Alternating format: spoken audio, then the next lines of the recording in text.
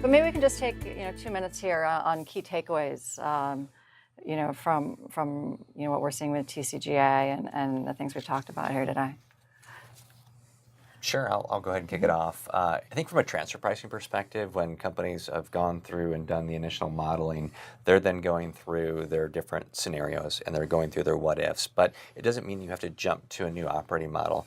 You can also then just think through, how do I move the dial related to certain charges or transactions and seeing what that impact may have, because that might get you below, to your point, maybe below 3% and you're not in beat. That's a huge impact. Or for a tested loss position, you now have an actual profit, and there you get the Q-buy uplift. So it's thinking through some of that no regret planning piece, but then evaluating truly what your next options are and seeing where that aligns, and I'll say it again, to where your business is going. Yeah, great.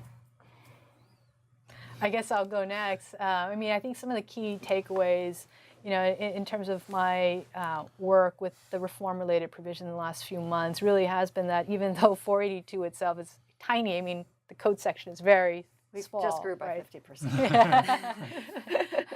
It's extremely powerful when you're going through these provisions and realizing, how much your transfer pricing methods and the documentation can impact, guilty FDII and including BEAT. And so really, from an ITS person who has not traditionally practiced in the TP space, I think, branching out and certainly getting to know your other colleagues as you're working through this, because as Chris indicated, tax has become such a front room conversation for companies that you want to be able to present yourself as you're meeting with people and talking about the benefits of reform.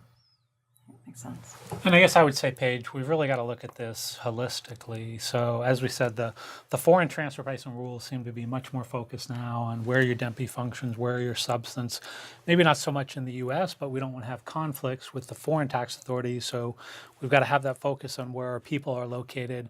And especially now that you've got the first exchanges of the country-by-country reports among tax authorities, that will make those issues even more prominent.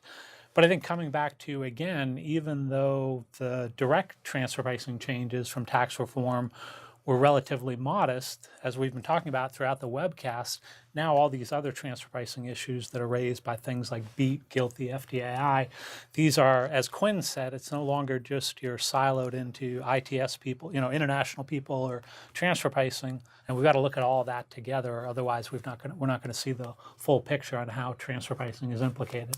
No, I agree.